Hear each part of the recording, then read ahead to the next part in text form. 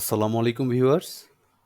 Lookup and reference সিরিজের আজকে প্রথম ভিডিও নিয়ে আসলাম।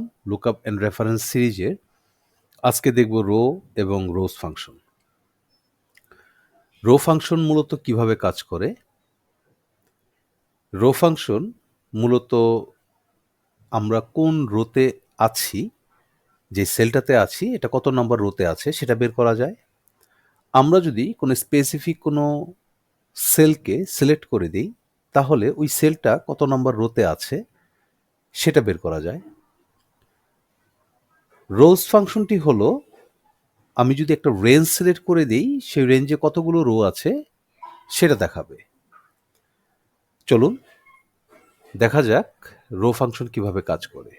আমরা প্রথমে ইকুয়াল টু দিয়ে রোকে কল করব, দেন আমি ব্রেকেট ক্লোজ করে দিব, এন্টার। ও আমাকে দেখাচ্ছে 2, দ্যাট মিনস আমি এখন 2 নম্বর রোতে আছি। যে ফাংশনটা D2 সেলে করেছি, এই D2 সেলটা 2 নাম্বার রোতে আছে। আচ্ছা, এখন আমি যদি রোকে কল করে A1 সেলটিকে সিলেক্ট করে দিই, যেহেতু রো আমার কাছ থেকে রেফারেন্স চাচ্ছে সিনট্যাক্সে, আমি A1 সেলটিকে সিলেক্ট করে ব্র্যাকেট ক্লোজ করে যদি এন্টার দেই, তাহলে দেখবো এখানে 1 দেখাচ্ছে, তার মানে 1 নাম্বার রো। দ্যাট মিনস আমরা যদি ফর্মুলা বারে দেখি তাহলে দেখবো আমরা A1 সিলেক্ট করেছি, A1 অ্যাকচুয়ালি আছে হলো 1 নাম্বার রোতে। আচ্ছা, আমরা যদি আরেকটু দেখি যে রো ফাংশনকে কল করে আমি যদি এই সেলটাকে সিলেক্ট করি B9, দেন ব্র্যাকেট ক্লোজ এন্টার, তাহলে দেখাবে এটা 9 নাম্বার রো। B9 যে সেলটা আছে এই সেলটা হলো 9 নাম্বার রো। ওকে, এখন যদি রোজ ফাংশন দেখি, রোজ ফাংশনটা কি? আমরা ইকুয়াল টু কল করে রোজ মানে কি, রোগুলো, অনেকগুলো রো, অ্যারে চাচ্ছে। রো ফাংশনে যেমন রেফারেন্স চায়, রোজ ফাংশনে সিনট্যাক্সে চাচ্ছে কি, অ্যারে। অ্যারে মানে কি, আমার একটা রেঞ্জ, আমি এই রেঞ্জটাকে সিলেক্ট করে দিলাম G3 to G12, bracket close enter. এখানে দেখাচ্ছে যে সে খুঁজে 10টা রো পেয়েছে। আমরা যদি দেখি যে G3 থেকে G12 পর্যন্ত আমার 10টা সিরিয়াল নাম্বার আছে, দ্যাট মিনস আমার এখানে 10টা রো আছে। এই রোগুলোর মধ্যে অবস্থিত নাম্বারগুলো বা ওই রেঞ্জগুলো। সো আমি 10টা রোর মধ্যে এই নাম্বারগুলো পেয়েছি বা 10টা রো পেয়েছি। আচ্ছা, এখন আমরা যদি একটু অন্যভাবে দেখি যে রোটাকে যদি মাইনাস করা যায় কোনোটা থেকে, প্লাস করা যায়, তাহলে কি হবে? আমরা প্রথমে যেটা দেখেছি এই যে এই ফাংশনটা, এই ফাংশনের সাথে আমরা এখন যদি একদম সামনে কার্সারটা রেখে ফর্মুলা বারে এখানে যদি আমি +1 দেই, তাহলে এটা চলে আসবে 3। তার মানে আমি রো ফাংশনের সাথে কোনো কিছু যোগ করতে পারছি। এটা একটা মজার ব্যাপার।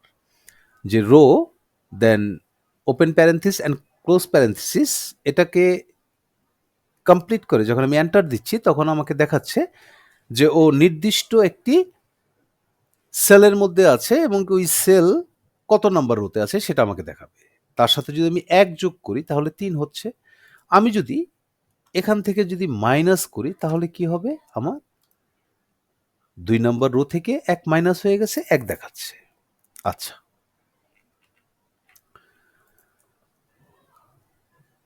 আমি আরেকভাবে এই কাজটি করতে পারি। সেটা কিভাবে করতে পারি?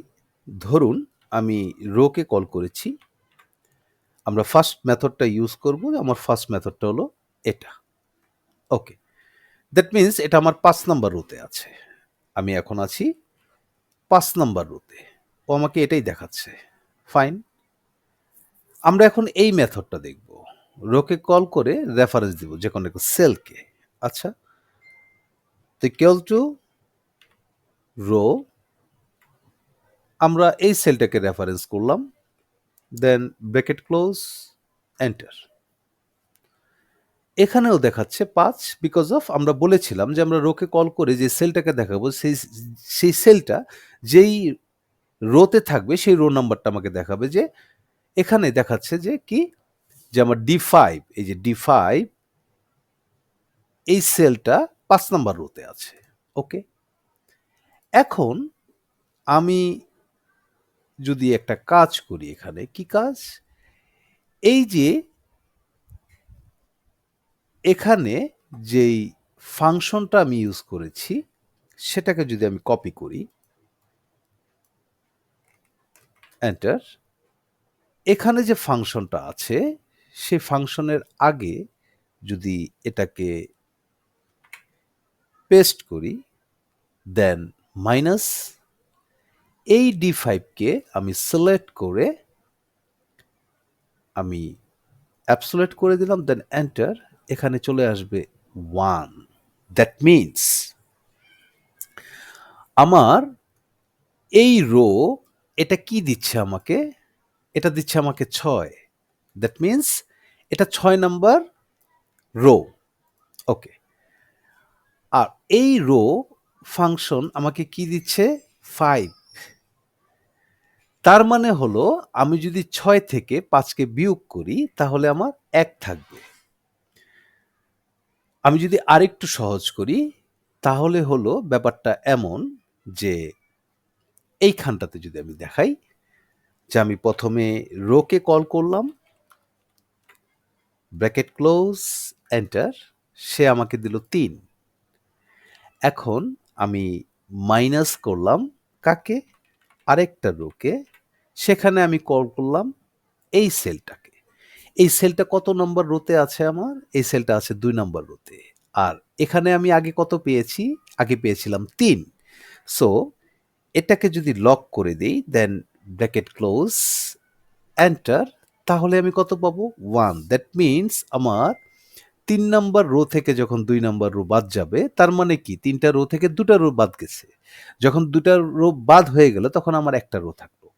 এই ইকুয়েশনগুলো সামনে আপনাদের অনেক কাজে লাগবে যখন আমরা VLOOKUP করব, লুকআপ ফাংশনগুলো করব, তখন দেখা যাবে এই ফাংশনটা অনেক কাজে লেগেছে। ইভেন ইনডাইরেক্টের সাথে আমরা কাজ করতে পারবো, 4 ফাংশনের সাথে কাজ করতে পারবো।